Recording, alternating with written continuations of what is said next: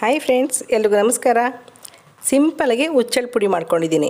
ಇದು ಚಟ್ನಿ ಪುಡಿ ಅಲ್ಲ, ಆದರೆ ಚಟ್ನಿ ಪುಡಿ ರೀತಿ ಕೂಡ ನೀವು ಬಳಸ್ಕೊಳ್ಬಹುದು ಬೇಕಂದರೆ. ನಾನಿಲ್ಲಿ ಚಟ್ನಿ ಪುಡಿಗೆ ಸ್ವಲ್ಪ ಶೇಂಗಾ ಹುರಿದಿರೋಂಥ ಶೇಂಗಾ ಹಾಕ್ಕೊಳ್ತೀನಿ. ಇಲ್ಲಿ ಅದನ್ನು ಹಾಕ್ಕೊಂಡಿಲ್ಲ. ನಾನಿದು ಯಾವುದನ್ನ ಪಲ್ಯಗಳು ಮಾಡ್ತೀವಲ್ಲ, ಅಥವಾ ನೆಲ್ಲವರೆಕಾಯಿ ಅಥವಾ ಅವರೆಕಾಳು ಅಥವಾ ಹಸಿ ಹಲಸಿನಕಾಯಿ ಹಾಕಿ ಮಾಡೋಂಥ ಪಲ್ಯಗಳಿಗೆಲ್ಲ ಹುಚ್ಚೆಳ್ಳು ಪುಡಿ ತುಂಬಾ ಚೆನ್ನಾಗಿರುತ್ತೆ. ಅದಕ್ಕಾಗುವಂಥ ಹುಚ್ಚೆಳ್ಳು ಪುಡಿನ ನಾನು ಇದನ್ನು ಮಾಡ್ಕೊಳ್ತಾ ಇದ್ದೀನಿ. 1 ಕಪ್ಪಷ್ಟು ಹುಚ್ಚೆಳ್ಳು ತೊಗೊಂಡಿದ್ದೀನಿ. ಹುಚ್ಚೆಳ್ಳನ್ನ ನೀವು ಹುರಿಯೋದಕ್ಕಿಂತ ಮುಂಚೆ ಸ್ವಲ್ಪ ಟೇಸ್ಟ್ ನೋಡಿ. ತುಂಬ ಹಳೆ ಹುಚ್ಚೆಳ್ಳಾದರೆ ಸ್ವಲ್ಪ ಕಹಿ ಬರುತ್ತೆ, ಚೆನ್ನಾಗಿರೋದಿಲ್ಲ ಟೇಸ್ಟು. ಸ್ವಲ್ಪ ಹಸಿ ಹುಚ್ಚೆಳ್ಳನ್ನ ಬಾಯಿಗೆ ಹಾಕ್ಕೊಂಡು ತಿಂದು ನೋಡ್ಬೋದು, ಏನೂ ಆಗೋದಿಲ್ಲ. ಅದು ತಿಂದು ನೋಡಿದ ನಂತರ ನೀವು ಹುರ್ಕೋಬೇಕಾಗತ್ತೆ. ಚಟಪಟ ಅನ್ನೋಷ್ಟು ಹುರ್ಕೋಬೇಕು. ಅದು ಸ್ವಲ್ಪ ಬೇಗನೆ ಚಟಪಟ ಅನ್ನತ್ತೆ. ಲೋ ಫ್ಲೇಮ್ನಲ್ಲೇ ಫ್ರೈ ಮಾಡ್ಕೊಳ್ಳಿ.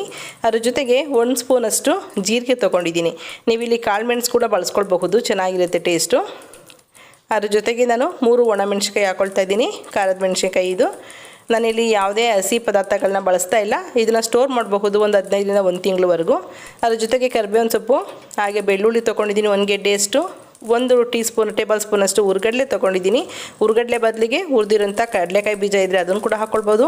ಒಣ ಕೊಬ್ಬರಿ ಇದ್ದರೆ ಅದನ್ನು ಕೂಡ ಹಾಕ್ಕೊಳ್ಬಹುದು. ಹಾಗೆ ಜೊತೆಗೇ ಕಲ್ಲುಪ್ಪು ಹಾಕ್ಕೊಂಡಿದ್ದೀನಿ. ಎಲ್ಲ ಸ್ವಲ್ಪ ಚಟಪಟ ಅನ್ನೋಷ್ಟು ಫ್ರೈ ಆಗಬೇಕು.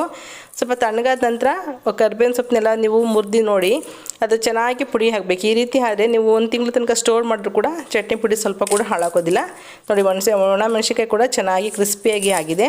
ಲೋ ಫ್ಲೇಮ್ನಲ್ಲಿ ಫ್ರೈ ಮಾಡಿದ್ರೆ ಈ ರೀತಿ ಆಗುತ್ತೆ. ಯಾವುದೇ ಎಣ್ಣೆ ಹಾಕಬಾರ್ದು, ಡ್ರೈ ರೋಸ್ಟ್ ಮಾಡ್ಕೊಂಡಿದ್ದೀನಿ ಇಲ್ಲಿ ನಾನು. ಇದನ್ನೆಲ್ಲ ಸ್ವಲ್ಪ ತಣ್ಣಗಾದ ನಂತರ ಮಿಕ್ಸಿ ಜಾರ್ಗೆ ಹಾಕ್ಕೊಂಡು ಜಸ್ಟ್ ಆನ್ ಆ್ಯಂಡ್ ಆಫ್ ಮಾಡಿ ಪುಡಿಯಾಗಿ ಅಂತ ಒಳ್ಳೆ ಚಟ್ನಿ ಪುಡಿ ರೆಡಿ ಆಗುತ್ತೆ. ಇಲ್ಲಾಂದರೆ ಎಲ್ಲ ಪೇಸ್ಟ್ ಥರ ಆಗೋಗುತ್ತೆ.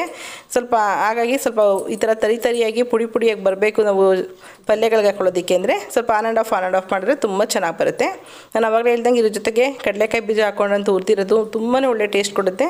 ಇದನ್ನು ನೀವು ಯಾವ್ದಾರ ರೊಟ್ಟಿ ಜೊತೆ ಮೊಸರು ಮಿಕ್ಸ್ ಮಾಡ್ಕೊಂಡು ಕೂಡ ತಿನ್ನಬಹುದು, ಚೆನ್ನಾಗಿರುತ್ತೆ. ತುಂಬ ಸೂಪರಾಗಿರುತ್ತೆ.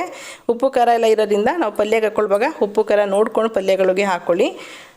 ರುಚಿಯಾದಂಥ ಹುಚ್ಚೆಳ್ಳು ಚಟ್ನಿ ಪುಡಿ ಅಥವಾ ಪಲ್ಯಗಳಿಗಾಗಂಥ ಹುಚ್ಚೆಳ್ಳು ಪುಡಿ ರೆಡಿ ಆಯಿತು. ಇದನ್ನು ಬದನೆಕಾಯಿ ಎಣ್ಗಾಯಿ ಮಾಡಿದಾಗೆಲ್ಲ ಹಾಕ್ಕೊಳ್ಬೋದು, ಚೆನ್ನಾಗಿರುತ್ತೆ ರುಚಿ ಅದು ಕೂಡ. ನೋಡಿರಲ್ಲ ಎಷ್ಟು ಸಿಂಪಲಾಗಿ ಮಾಡಬಹುದು ಅಂತ. ನಾನು ಸಾಮಾನ್ಯವಾಗಿ ಈಗ ಅವರೆಕಾಳು ಸಿಗುತ್ತಾ ಇರೋದ್ರಿಂದ ಎಲ್ಲ ಅವರೆಕಾಳು ಪಲ್ಯಗಳಿಗೂ ಅಥವಾ ಈ ರೀತಿ ಕುಂಬಳಕಾಯಿ ಹಾಕಿ ಮಾಡಿದ್ರೆ ಆ ಪಲ್ಯಗಳಿಗೆ ಕೂಡ ಹುಚ್ಚೆಳ್ಳು ಪುಡಿ ಹಾಕ್ಕೊಂಡ್ರೆ ತುಂಬಾ ಚೆನ್ನಾಗಿರುತ್ತೆ. ಈ ರೀತಿ ಪಲ್ಯಗಳು ಮಾಡಿದಾಗ ಒಂದು ಸಲ ಟ್ರೈ ಮಾಡಿ. ಓಕೆ ಫ್ರೆಂಡ್ಸ್, ಈ ವಿಡಿಯೋ ಇಷ್ಟ ಆಯ್ತು ಅಂತ ಅಂದ್ಕೊಳ್ತೀನಿ. ಇಷ್ಟ ಆದರೆ ಲೈಕ್ ಮಾಡಿ, ಹಾಗೆ ವಿಡಿಯೋನ ಎಲ್ರಿಗೂ ಶೇರ್ ಮಾಡೋದು ಮರಿಬೇಡಿ. ಈ ರೀತಿ ವೆರೈಟಿ ಅಡುಗೆಗಳಿಗೆ ಬಳಸ್ಕೊಂಡು ಅದರ ರುಚಿ ನೋಡಿ ಕಮೆಂಟ್ ಮೂಲಕ ನಿಮ್ಮ ಅಭಿಪ್ರಾಯ ಅನಿಸಿಕೆಗಳನ್ನು ನನಗೆ ತಿಳಿಸಿ. Okay, bye, thank you.